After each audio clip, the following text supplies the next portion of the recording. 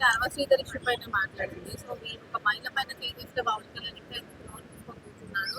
గత 2 రోజుల నుంచి కూడా ఆమె ఎందుకు స్పందించట్లేదు ఆయన అని చెప్పి మాట్లాడుతున్నారు. హర్షవేణిని అలాగే రోజాని ఆడది ఒక మహిళ అంటే సిగ్గు, మనకొత్త సిగ్గు, మనం సిగ్గుపడాలి. ఎందుకంటే ఇద్దరు కూడా ఎలాంటి సంస్కారాలు లేవు వాళ్ళ దగ్గర. కావాలని బ్లాక్మెయిలర్స్ వీళ్ళంతా. వీళ్ళు ఏమంటారు, డెకాయిట్లు అన్నమాట. డెకాయిట్ జాతికి సంబంధించినటువంటి వ్యక్తులే ఈ రోజా, ఈ హర్షవేణ అనేది.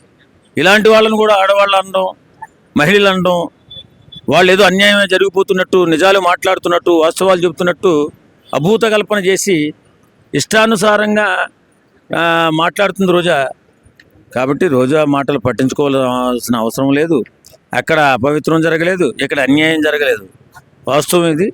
కాబట్టి నిన్న జరిగినటువంటి ఆ గొడవలో హర్షవేణ చేసినటువంటి గందరగోళం, ఆమె మాట్లాడినటువంటి మాటలు, తాతంశెట్టి నరేంద్ర ఆయన్ని కూడా ఇష్టానుసారంగా బూతులు తిడుతుంటే ఏం చేయాలో అర్థం కాని పరిస్థితులు అక్కడ ఉన్నటువంటి లాఠీ తీసి కొట్టబోయాడు.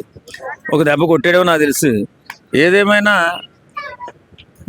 మనం సమాజంలో ఉన్నప్పుడు సంస్కారంతో మెలగాలి, మాట్లాడాలి. ఇలాంటి సంస్కారం లేని రోజా గురించి కానీ, అలాగే కుసంస్కారైనటువంటి హర్షవేణ గురించి కానీ, వీళ్ళు మహిళలు బాధితులు అన్న మాట మాత్రం ఎవరు మాట్లాడకండి. ఎందుకంటే అంత బరి